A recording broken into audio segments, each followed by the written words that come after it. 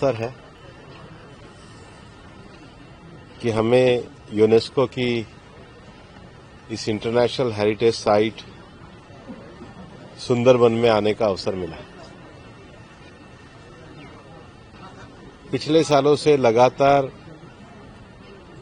हम लोग project tiger के जो नेशनल टाइगर कंजर्वेशन अथॉरिटी है, इसकी मीटिंग अलग अलग टाइगर रिजर्व्स में जाकर के करते हैं और उसके साथ ही हम लोग एलिफेंट स्टीयरिंग कमेटी की मीटिंग भी अलग अलग राज्यों में जहां पर इसके प्रिजर्वेशन कंजर्वेशन का कार्य हम करते हैं प्रोजेक्ट एलिफेंट की, वहां पे मीटिंग करते हैं। और उसी क्रम में आज ये नेशनल टाइगर कंजर्वेशन अथॉरिटी की 28वीं मीटिंग भारत की इस बहुत महत्वपूर्ण यूनेस्को विरासत सुंदरबन में हो रही है। यहाँ की जो रिच बायोडायवर्सिटी है वो विशेष रूप से जो तूफान या चक्रवात आते हैं उसको कटाव को रोकने में एक नेचुरल दीवार का काम करती है। सुंदरबन के टाइगर की एक खासियत भी है कि यहाँ के समुद्री क्षेत्र खारे पानी को उन्होंने एक तरीके से एडॉप्ट किया है और पूरे दुनिया में ही ये अपने आप में यूनिक है। आज 28वीं इस मीटिंग में हम लोगों ने नेशनल टाइगर कंजर्वेशन अथॉरिटी के 4 पब्लिकेशन भी किए। आपको पता है कि प्रधानमंत्री जी के नेतृत्व में एक दुनिया का सबसे बड़ा कार्यक्रम इंटरनेशनल ट्रांसलोकेशन ऑफ चीता का हमने किया है। तो प्रोजेक्ट चीता का आज हम लोगों ने जो नए हमारे आउटरीच और इश्यूज हैं उस पर हमने बुकलेट को किया है। उसके साथ ही 6 cycle of all India tiger estimation को भी हमने डॉक्यूमेंटेशन का रूप दिया है। और देश में अब हमारे टाइगर रिजर्व्स की संख्या बढ़कर 54 हो गई है। उसकी भी एक जानकारी की पुस्तक जिसमें उन टाइगर रिजर्व्स की बायोडायवर्सिटी, कल्चर, कंजर्वेशन स्टोरीज ये सब लोगों तक जाए, वो आज हमने यहाँ पर प्रकाशित करी है। उसके साथ ही कुछ टाइगर कंजर्वेशन के एक्सटेंशन को, एक्सपेंशन को लेकर के हम लोगों ने कुछ डायरेक्शंस भी दिए हैं। विशेष रूप से जहां टाइगर कंजर्वेशन एरिया से मिटिगेशन प्रोग्राम किए जाते हैं, उन मिटिगेशन प्रोग्राम के स्टेटस को लेकर हम लोगों ने एक स्टेटस रिपोर्ट बनाने को कहा है। वहां का जो हैबिटेट है उसमें जो अलाइन स्पीशीज हैं उनको लेकर के उसके मैनेजमेंट प्लान की हमने रिपोर्ट देने को कहा है। और उसके साथ ही साथ फ्यूचर में जहां पर चीते के प्रोजेक्ट का हम एक्सटेंशन कर सकते हैं वो हमने विषय आज की पूरी मीटिंग में डिटेल के साथ लिया है। इसके साथ ही हमारी एलिफेंट की स्टीयरिंग कमेटी की मीटिंग हुई और हमने देश भर में जहां पे ट्रेन एक्सीडेंट के साथ हमारे हाथियों की मृत्यु होती है उन हॉटस्पॉट को चिन्हित किया है। रेलवे के साथ उसके और कोऑर्डिनेशन की बात करी है। दूसरा, हाथी झुंड के रूप में जाते हैं, तो जिन क्षेत्रों में वो जाते हैं झुंड के रूप में उनके मूवमेंट की जानकारी को साझा रखने के लिए और इसके साथ ही कंपनसेशन का जो मैकेनिज्म है उसको सुदृढ़ बनाने के लिए डायरेक्शन दिए हैं। सबसे बड़ी बात है कि हाथियों के जो हैबिटेट है उसमें सुधार करने में काफी कार्य हम कर रहे हैं और स्थानीय समुदाय की भागीदारी को भी इसमें हम मजबूत बना रहे हैं। विशेष रूप से जो कैप्टिव हाथी रखे जाते हैं उनके जो महावत हैं उनकी भी तैयारी के लिए हम लोगों ने ये गाइडलाइन को आज यहाँ पे मंजूरी दी है। हम सभी देश भर के चीफ वाइल्ड लाइफ वार्डन यहाँ पर आए हैं। हम पूरी तरीके से प्रधानमंत्री जी के नेतृत्व में देश के वाइल्ड लाइफ के कंजर्वेशन और प्रोटेक्शन के लिए प्रतिबद्ध है और आज की ये मीटिंग भी उसी दिशा में हुई है। एनीथिंग? अभी हमने जो सेकंड विषय करा है वो मध्य प्रदेश में ही गांधी सागर में करा है। हम 20 चीता लेकर के आए थे, उनमें से काफी एडल्ट चीतों की डेथ भी हुई, लेकिन इस कंजर्वेशन प्रोग्राम में जो आज सबसे बड़ी बात हुई है कि चीतों की 3rd जनरेशन आ गई है। मतलब इनका जो एडल्ट एज होता है वो 2.5 ईयर होता है। तो एक चीता हमारा मुखी वो एडल्ट होने के बाद अब उसने नए 5 कब्स को जन्म दिया है। तो ये जो एडेप्टेशन होने के बाद एक तरीके से उनकी 3rd जनरेशन आने के बाद नए चीते अब हमारे बोत्सवाना से आने वाले हैं। वहाँ क्वारंटाइन में थे। जब माननीय राष्ट्रपति जी गई थी तो बोत्सवाना ने वहाँ पे हैंडओवर किए। वो बोत्सवाना से यहाँ आएंगे। तो कूनो के अलावा अब हम उन चीतों को मध्य प्रदेश में ही दूसरी जगह परमानेंट गांधी सागर में भी एस्टेब्लिश कर रहे हैं। बाकी का आगे विचार करेंगे।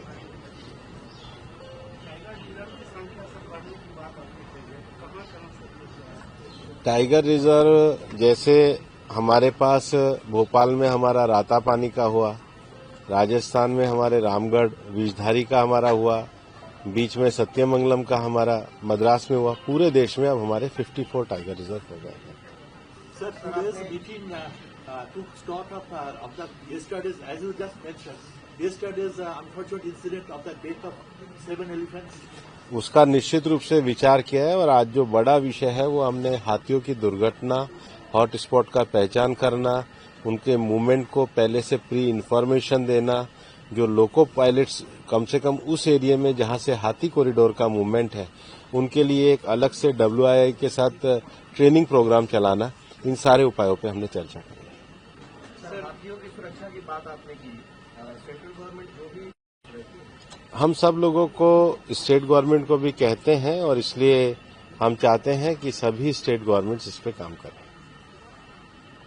सर, हाथियों का जो एक्सीडेंट पिछले 2-3 महीनों से पश्चिम बंगाल में भी हुआ है, नॉर्थ बंगाल में, अभी असम में हुआ है, दूसरी जगह में हुआ है। जो देखने में आया है, जो डेजिग्नेटेड एलिफेंट कॉरिडोर से वहाँ पे एक्सीडेंट नहीं हुआ है। जो एक्सीडेंट हुआ है वहाँ पे कोई जंगल था नहीं, कोई एलिफेंट कॉरिडोर भी नहीं था। तो सडनली वहाँ पे झुंड आ गया या रात में ज्यादा वहाँ पे फॉग की वजह से वो लोग समझ नहीं पाए कि सामने रास्ता या रेल लाइन है। हमने सभी राज्यों को कहा है कि मूवमेंट को अभी एक आज तमिलनाडु का भी उन्होंने प्रयोग दिखाया था कि AI के माध्यम से मूवमेंट की मॉनिटरिंग की जाए और एक जो डायरेक्शन हमने दिए हैं कि जो DFOs हैं वो कलेक्टर्स और SP के साथ एक व्हाट्सएप ग्रुप बनाए, क्योंकि मूवमेंट की जानकारी जो रहती है वो तो वन विभाग के पास रहती है। तो वो अगर लोकल पुलिस और लोकल कलेक्टर के साथ अपना ग्रुप रखेंगे और मूवमेंट की जानकारी शेयर कर सकेंगे तो हम ज्यादा उसको प्रिजर्वेशन, कंजर्वेशन और उनकी रक्षा का काम कर सकते हैं। एवरीवेयर अभी हमने कुल मिलाकर भारत में एलिफेंट के मूवमेंट 2 क्षेत्र में है। अभी हमने 2 विशेष क्षेत्र करे, एक दक्षिण क्षेत्र के राज्य और एक पूर्व और उत्तर पूर्व के राज्य। इनके मूवमेंट के जगह भी आइडेंटिफाई किए हैं, इनका स्टडी भी दिया है और अगली मीटिंग में इन दोनों के स्टडी और मूवमेंट को हमारे पास रखने वाले हैं, क्योंकि यहाँ भी झारखंड, उड़ीसा, बंगाल ये हाथी का मूवमेंट एक जैसा एक तरीके से रहता है। तो सब में कोऑर्डिनेशन की व्यवस्था को हम आगे बढ़ाएं। सर, अभी जैसे हाथी का एक्सीडेंट बहुत बढ़ गया है, खास करके रेलवे ट्रैक्स पर, तो अभी नया क्या टेक्नोलॉजी आप लोग इम्प्लीमेंट कर रहे हैं regarding the tracking of the elephant और वो रेलवे के साथ कोऑर्डिनेशन, ताकि रेलवे का कोई गेटमैन हो या रेलवे का क्रू हो वो जान सके, प्लस DFO और फॉरेस्ट वाले भी जान सकें? पहला तो कोऑर्डिनेशन का एक सिस्टम तय करना, दूसरा जो उनके यूजुअल रूट है वहां चलने वाले जो लोको पायलट हैं उनका प्रशिक्षण करना, तीसरा उनके रूट पे जहां पर एक्सीडेंट होते हैं वहां ईज आउट करने की व्यवस्था करना, पिछले दिनों WII ने और वन विभाग ने रेलवे के साथ मिलकर पूरे देश भर में ऐसे 1100 जगह चिन्हित किए। कई बार पटरी पे से जब पूरा झुंड निकलता है तो लास्ट में बच्चे का पैर अटक जाता है। तो ऐसी जो जगह है जहां से वो मूवमेंट करते हैं उनको ईज आउट करने के लिए कुछ स्ट्रक्चर करना, और कुछ जगहों पे हमने रेलवे को ये कहा भी है कि वो नया स्ट्रक्चर तैयार करे। जैसे उसका एक बहुत बड़ा उदाहरण जो है वो आसाम में आपको देखने को मिलेगा कि आसाम में जो दीपौर बिल है उसमें जो पीछे जो रानी सेंचुरी है तो वहां पर अब रेलवे ऊपर से भी बना रहे। अपने मिटिगेशन मेजर्स में हम मिलकर के काम कर रहे हैं। सर, कितना रिसेंट कॉन्फ्लिक्ट या हॉटस्पॉट कितना आइडेंटिफाई किया गया है? क्षेत्र के हिसाब से हॉटस्पॉट आइडेंटिफाई किए हैं। रेलवे के हिसाब से हमने 1100 रेलवे लाइनों पे ऐसे जगह चिन्हित करी है। दोनों क्षेत्रों की अलग अलग रिपोर्ट आज हमने पूरी बनाने को कहा है, साउथ के मूवमेंट की और ईस्टर्न राज्यों के मूवमेंट की। एलिफेंट प्रोजेक्ट के लिए सर वेस्ट गुजरात को कितना फंड एलोकेशन किया है? वेस्ट बंगाल को कैंपा के अंतर्गत 344 करोड़ रुपए दिए गए। 344 करोड़ रुपए दिए गए। प्रोजेक्ट टाइगर के अंतर्गत जो है वो हमने 27 करोड़ रुपए दिए। टोटल हमने 392 करोड़ रुपए जो है वो वेस्ट बंगाल को दिए हैं। और ये जो सुंदरबन के लिए भी टोटल जो स्कीम है 112 करोड़ की है, जिसका हमारा जो सेंट्रल स्कीम का पैसा है वो 67 करोड़ रुपया है। लेकिन मेरे को सुंदरबन आने पर ऐसा लगता है कि यहाँ पर सरकार को जैसा इंफ्रास्ट्रक्चर डेवलप करना चाहिए था, जैसा इस हेरिटेज का विकास करना चाहिए था, यहाँ पर मैं 2 दिनों से देख रहा हूँ। वैसे भी तो मैं समझ ही रहा हूँ बहुत ज्यादा एनक्रोचमेंट की समस्या है, इलीगल माइग्रेंट की समस्या है। लोकल कुछ लोगों ने अपने बोटिंग और सब चीजों को जिस प्रकार से कैप्चर कर रखा है, तो जो एक टूरिस्ट फ्रेंडली माहौल होना चाहिए। कि सुंदरबन तो ऐसी जगह है, ये इंटरनेशनली रिनाउंड जगह है। ऐसा टाइगर और ऐसे टाइगर का मतलब आपको, और इतना सुंदर प्राकृतिक दृश्य, अद्भुत प्रकृति का दिया हुआ उपहार है। देखो, सुंदरबन में इतनी भारी क्षमता होने के बावजूद भी यहाँ पर तो केवल 9-9.5 लाख ही टूरिस्ट आ पाते हैं, जबकि रणथंभौर सुंदरबन तो जो है ये लगभग 2585 वर्ग किलोमीटर का एरिया है।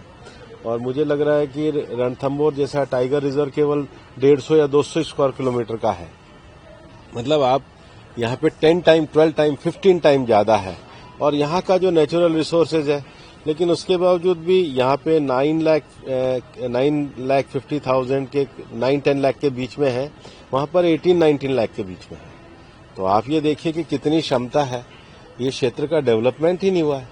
इस क्षेत्र का डेवलपमेंट होना, या टाइगर मित्र बनाना, या लोकल बच्चों को रोजगार होना, गाइड का रोजगार होना, यहाँ की जो नाव है उसमें कुछ लोगों का जो कब्जा है उसको करके कोऑपरेटिव बेसिस पे होना।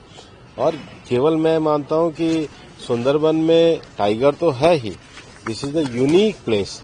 मतलब जो हमारा जो मैंग्रोव है जिसका नाम ही सुंदरी है, उसके नाम पे ये सुंदरबन है। और यहाँ पर मैंग्रोव का मतलब जो नेचुरल है, उसके बाद जो यहाँ पर वाटर में भी जो बायोडायवर्सिटी हमें देखने को मिलती है। और अभी तो बर्ड स्पीशीज बहुत अच्छी हैं, लगभग 260 बर्ड स्पीशीज हैं। और इसलिए मुझे लगता है कि सुंदरबन में ज्यादा ध्यान देंगे तो हमें इसको एक अंतर्राष्ट्रीय स्तर की महत्वपूर्ण विरासत को दुनिया के सामने ला सकें। सर, राज्य सरकार के आप लोग कुछ सजेशन देंगे इस बारे में? जी, While expanding tourism in all these places, the ecosystem is disturbed. तो वो उसका बैलेंस कैसे मेंटेन कर सकेंगे? अगर सुंदरबन में ज्यादा टूरिस्ट आए तो there will be a lot of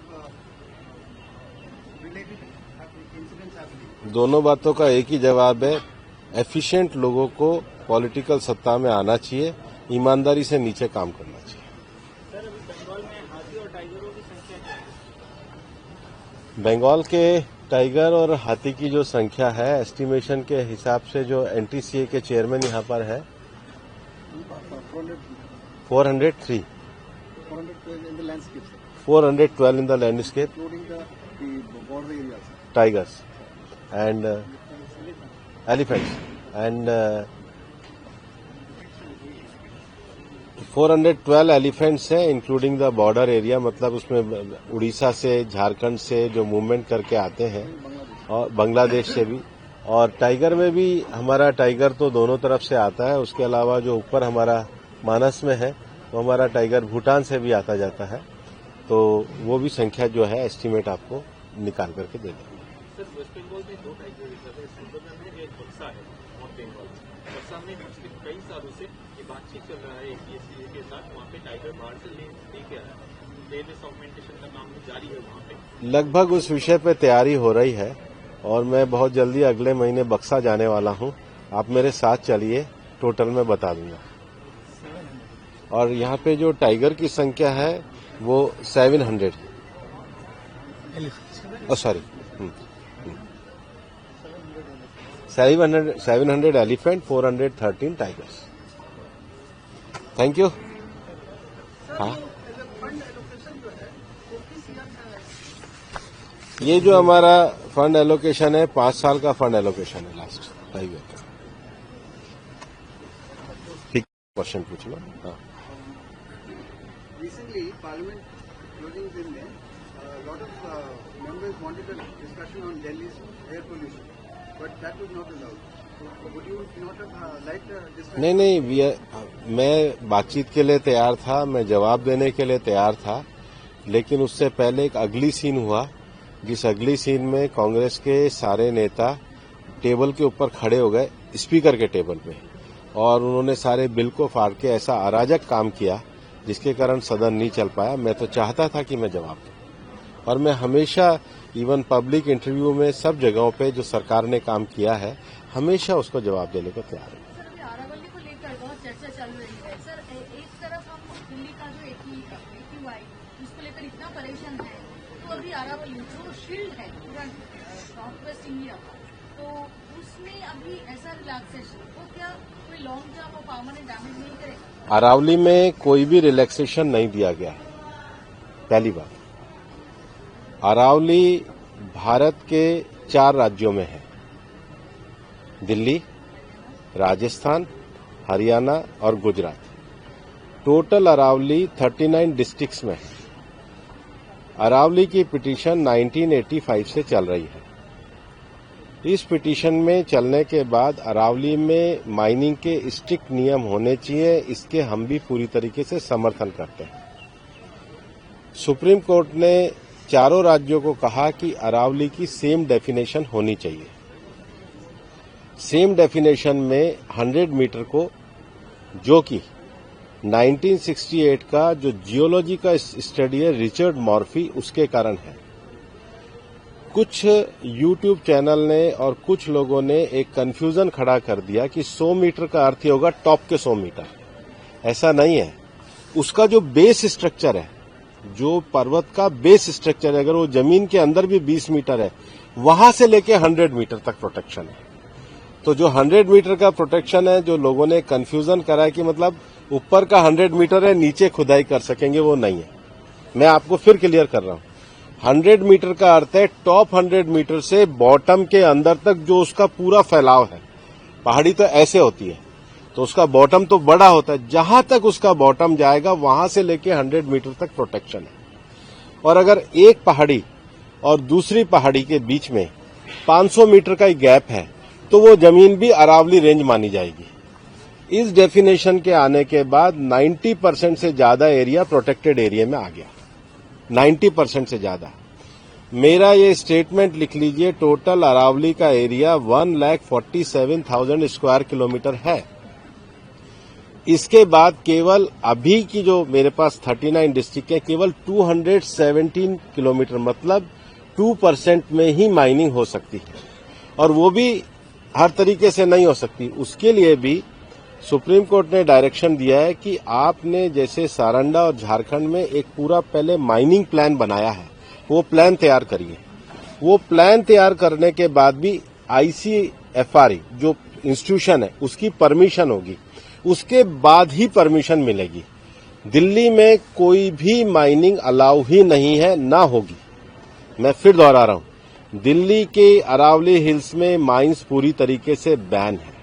Aravalli में लगभग 20 से ज्यादा फॉरेस्ट रिजर्व प्रोटेक्टेड एरिया वो एज इट इज रहेंगे। तो reserve area, protected area, even 100 metre भी पहले क्या होता था, जो लोगों ने करा था कि टॉप को छोड़ के नीचे खुदाई करते थे, तो वो एक तरीके से उसके चारों तरफ करते थे, अब वो भी नहीं कर सकेंगे। तो मुझे लगता है सुप्रीम कोर्ट ने जो निर्णय दिया है, ministry of environment, survey of India, geological survey of India, और जियोलॉजिकल सर्वे ऑफ इंडिया में जो इंटरनेशनल स्टैंडर्ड है रिचर्ड मार्फी, उसको दिया है। उसके बाद भी मामला सुप्रीम कोर्ट में है। हम पूरी तरीके से सहयोग करने के लिए तैयार हैं। पिछले 2 साल से लगातार स्वयं प्रधानमंत्री जी ने अरावली में वृक्षारोपण किया है। ये सरकार पिछले 2 साल से ग्रीन अरावली का मूवमेंट चला रही है। मैंने खुद ने पिछले दिनों उदयपुर में सारे डीएफओस की, मतलब चारों जिलों के 39 डीएफओ की मीटिंग करी है। हम हर डिस्ट्रिक्ट में अरावली की नेटिव स्पीशीज का एक नर्सरी लगा रहे हैं। हम ग्रीन अरावली के लिए प्रतिबद्ध हैं। ये एक झूठ फैलाया जा रहा है। और सबसे बड़ी बात है कि ये जो रिपोर्ट है, ये 2006 से राजस्थान में ऑलरेडी लागू है। इसमें कुछ भी एडिशन नहीं किया गया, बल्कि अरावली के टॉप से लेके और जमीन तक, मतलब जमीन से पूरा ऊपर 100 जो स्ट्रक्चर है, वो सारा प्रोटेक्टेड की श्रेणी में आता है। सर, मैं आपको one more question? हाँ, सर, जैसे टाइगर, उसका तो कोई बाउंड्री नहीं है। उसको बांग्लादेश का सुंदरवन है, हमारा ईस्ट पार्ट का जो सुंदरवन, वो तो इंटीग्रेटेड है टाइगर के पर्सपेक्टिव से। तो अभी बांग्लादेश में जैसे एनार्की चल रही है, तो उसका टाइगर मैनेजमेंट के ऊपर अगर उसका असर पड़े, so we should, you think that हम लोगों को उसको लेकर भी कंसर्न होना चाहिए? हम अभी सुंदरवन के जो 2585 में जो मिसमैनेजमेंट है, इसको पहले दूर करेंगे। तो आप सोच रहे हैं कि मिसमैनेजमेंट हो रहा है यहाँ पे? यहाँ तो बढ़ना, तो यहाँ टूरिस्ट बढ़ता। आप खुद आके देखो कैसे आए हो। यहाँ पर आज ये जो हैबिटेट है, दिस इज द वर्ल्ड का फाइनेस्ट है। आज मेरे सारे ऑफिसर्स पूरे देश भर से आके देख रहे हैं कि we never seen this type of beautiful place. और मैं देश में आज पहली बार सुंदरवन आया हूँ। इतनी सुंदर जगह नहीं है। सच में ये धरती का सबसे बड़ा उपहार है। और इसलिए जिन्होंने इसके साथ अन्याय किया है, यहाँ डेवलप, और यहाँ तो इतना रोजगार की ताकत है। और हम तो आज इसका हमने पूरा एक प्लान बनाने को कहा है, और हमारा डिपार्टमेंट इसको आगे बढ़ाने की बात करेगा। क्लियर है भाई, अरावली में क्लियर है। अब ये जो अपोजिशन का झूठ है, इसको भी आप समाप्त करिए। जवाब देके जाना है तो मैं, और मीडिया को जवाब टाइम पे देना चाहिए। ये जो प्रोग्राम है, प्रधानमंत्री जी ने एक यूनिक प्रोग्राम शुरू करा था, मैंग्रोव इनिशिएटिव फॉर सी शोर इंटेंजिबल इनकम। इसके अंतर्गत भी हमने कैंपा में जो पैसा दिया था, और 2015-16 में जो पैसा दिया था, मुझे लगता है कि जो यहाँ से जो स्टेट से हमारा जो यूटिलाइजेशन सर्टिफिकेट आना था, वो पर्याप्त नहीं आ पाया। इवन प्रोजेक्ट टाइगर में भी 170 करोड़ रुपया 2015-16 से और 25-26 में दिया है। उसमें सेंटर शेयर तो 102 करोड़ है, स्टेट का 59 करोड़ है। वो पूरा रिलीज नहीं हो पाया है। स्टेट गवर्नमेंट ने इस संबंध में जो अपनी जिम्मेदारी निभानी थी, कम से कम स्टेट का शेयर, मतलब सुंदरवन तो सबसे सुंदर है, यहाँ तो स्टेट की प्राथमिकता होनी चाहिए, लेकिन हम सुंदरवन को सुंदर बनाएंगे।